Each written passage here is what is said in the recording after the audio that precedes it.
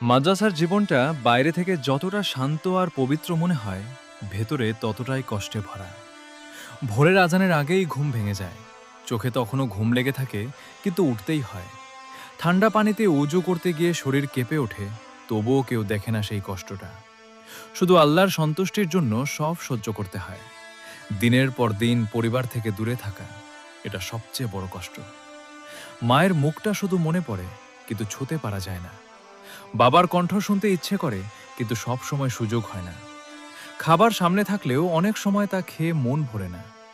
মায়ের হাতের রান্নার স্বাদ যেন শুধু স্মৃতির মধ্যেই রয়ে যায়। ক্লাস, পড়া, শাসন সব মিলিয়ে একটা চাপের জীবন।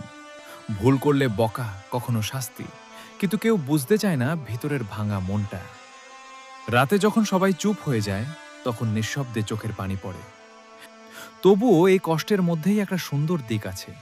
ধৈর্য শেখায়, আল্লাহর কাছে আরও কাছাকাছি নিয়ে যায়, আর মানুষকে শক্ত করে তোলে।